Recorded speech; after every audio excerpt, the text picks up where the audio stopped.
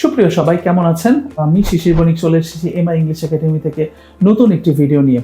আজকে আমরা কথা বলতে এসেছি আমাদের পরিচিত মুখ খালিদ হাসান মুন্না ভাইয়ের সাথে। অ্যান্ড আপনারা আমাদের পেজের বিগত ভিডিওসগুলো যদি স্ক্রল ডাউন করেন তাহলে দেখতে পাবেন খালিদ হাসান মুন্না ভাইয়ের সাথে আমাদের আরেকটি ভিডিও ছিল, যেখানে তিনি এক্সপেকটেশন জানিয়েছিলেন, তার আশা জানিয়েছিলেন যে সে IELTS 7.5 অর অ্যাবভ স্কোর পেতে চান। And recently say IELTS exam দিয়েছেন এবং IELTS এক্সাম দেওয়ার পরে সে তার স্কোরটা অ্যাচিভ করেছেন। অ্যান্ড রিমার্কেবলভাবে সে IELTS এর ব্যান্ড স্কোর 7.5 অর্জন করেছেন। কংগ্রেচুলেশনস খালিদ হাসান মুন্না ভাই। এই যে আপনার টার্গেট ছিল IELTS 7.5 পাওয়ার জন্য এবং সেটা আপনি অ্যাচিভ করতে পেরেছেন, আপনার ফিলিংসটা কিরকম? প্লিজ যদি একটু শেয়ার করেন আমাদের সাথে। আসলে আমার নিজের অনেক খুব ভালো লাগতেছে। আমি পরীক্ষার আগের রাতে আসলে খুব টেনশনে ছিলাম, যে খুব নার্ভাস ছিলাম যে আসলে এরকম এক্সপেক্টেড স্কোর আমি অ্যাচিভ করতে পারবো নাকি। যদিও হচ্ছে ইউনিভার্সিটিগুলো হচ্ছে 6.5 এর উপর এরকম ভাবেই করে না, বাট আমার জন্য পার্সোনালি আসলে খুব ইচ্ছে ছিল যে আমি যেন এরকম একটা স্কোর অ্যাচিভ করি। সো এনিহাও হচ্ছে আমি আসলে আমার মনে হচ্ছে আমার ওই নার্ভাসনেসের জন্য আমার লাস্ট মিনিটের যে প্রিপারেশন ছিল বা হচ্ছে আপনাদের থেকে আমি যে হেল্পটা আসলে পেয়েছিলাম সেটা আসলে খুব কন্ট্রিবিউটিং ছিল। কারণ হচ্ছে যে মানে আমি আসলে যে জিনিসপত্রগুলো পরীক্ষায় ফেস করিলাম সেগুলো দেখা যাচ্ছে যে মোর অর লেস আমার হচ্ছে আপনাদের যে কন্টেন্টগুলো আছে, যে টিচিং মেথড আছে সেগুলোর সাথে, বা আপনারা আমাকে যে হেডস আপগুলো দিয়েছিলেন সেগুলোর সাথে খুব ভালো ম্যাচ করেছিল। সো আসলে এই জন্য আসলে আমি খুব থ্যাঙ্কফুল, আর আসলে আমি নিজে আমি আসলে অনেক ভালো ফিল করতেছি। So what about the exam হল এক্সপেরিয়েন্স, যদি আপনি আমাদের স্টুডেন্টদের সাথে একটু শেয়ার করেন। ওয়েল, এক্সাম হল আসলে unless you are very much prepared, you know that you are going to do well, এই জিনিসটা আসলে আপনার উপরে একটা বড় রকম, এক্সাম হলটা আপনার উপরে বড় একটা এফেক্ট ফেলতে পারে। আপনাকে নার্ভাস করে দেওয়া খুব স্বাভাবিক, কারণ আপনার দেখা যায় যে ওখানে 1.5 ঘন্টা বা 1 ঘন্টা আগে ওখানে বসে থাকতে হয়।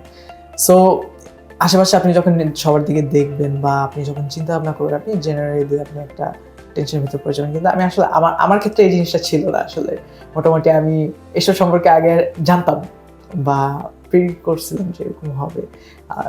যদিও স্পিকিং এক্সামে আমার কিছু সেটব্যাক ছিল, কিন্তু জিনিসপত্রগুলো হচ্ছে ওগুলো আসলে কোনোভাবেই আসলে এক্সপেক্ট করার মতো ছিল না। যেমন হচ্ছে যে রুমের যে অ্যাম্বিয়েন্সটা ছিল বা হচ্ছে রুমের যে ইনভিজিলেটরটা ছিল সেগুলো হচ্ছে আমার সাথে কম্পেটেবল ছিল না। আমার ফিল হয়েছিল এরকম। Those things cannot be made better by anyone or by any suggestions, those are just luck. একদম পরীক্ষা যাওয়ার যে লাস্ট কিছু আমি টেস্ট দিয়েছিলাম পার্সোনালি, এগুলো আসলে আমার ওরকমভাবে কোর্সের আওতাধীন ছিল না বা ওরকম ছিল না, ওগুলো যে আলাদাভাবেই করেছিলাম, আসলে ওগুলো খুব হেল্পফুল ছিল। আপনার সাথে আমার ওরকম বসা হয়েছিল কয়েকবার, যে আপনি আমাকে কয়েকভাবে এক্সপেরিমেন্ট করে আমাকে কয়েকভাবে জানিয়েছেন, বুঝিয়েছেন যে এরকমভাবে সব কিছু করতে হচ্ছে। সো এই টোটাল জার্নিতে MIE ইংলিশ একাডেমির আপনি স্টুডেন্ট ছিলেন, MIE ইংলিশ একাডেমির সাথে আপনার যে লার্নিং, যে মক টেস্টের যে এক্সপিরিয়েন্স এবং মেইন এক্সামের যে এক্সপিরিয়েন্স, এইটাকে আপনি কীভাবে একসাথে, how helpful it was from MIE English mock test for you?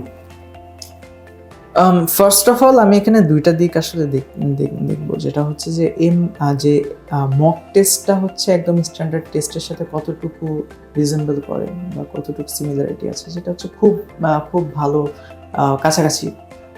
মোটামুটি স্ট্যান্ডার্ড বলেন, প্রসিডিউর বলেন, সব কিছু মোটামুটি আপনাদের সিমিলারিটিস আছে এই ক্ষেত্রে। আরেকটা জিনিস হচ্ছে যে মক টেস্টের যে ফোকাসটা, যে স্টুডেন্ট ডেভেলপমেন্ট, যেটা সেই জিনিসটা আসলে অ্যাচিভ করা কিন্তু জাস্ট মক টেস্ট একটা দিলাম, একটু রিভিউ দিলাম, এরকম না, ব্যাপারটা কন্টিনিউয়াস ডেভেলপমেন্ট। সো এই জিনিসপত্রগুলো কিন্তু আসলে আমি আপনার কাছে পেয়েছিলাম, আরও আমাদের ম্যাম ছিল যে মারিয়াম ম্যাম, ওনার কাছেও পেয়েছিলাম। যে রিপিটেটিভ টেস্ট, যে একটা মক স্পিকিং টেস্টের পরে জাস্ট ওইটার পরে আর একটা মক টেস্ট, বা হচ্ছে যে একটা প্রবলেম বের করে সেটা রেডিলি সলভ করে তারপরে আবার একটা যে সেশন করা, এই জিনিসপত্রগুলো আসলে আমার কাছে খুব ভালো লেগেছিল। ওকে, সো আজকের ভিডিও আর বেশি লম্বা করবো না।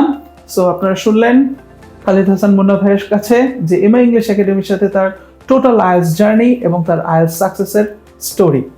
সো সি ইউ এভরিওয়ান চলে আসুন এমআই ইংলিশ একাডেমিতে। আপনাদের IELTS and spoken English related যে কোনো সার্ভিসের জন্য MI English academy can be the best option.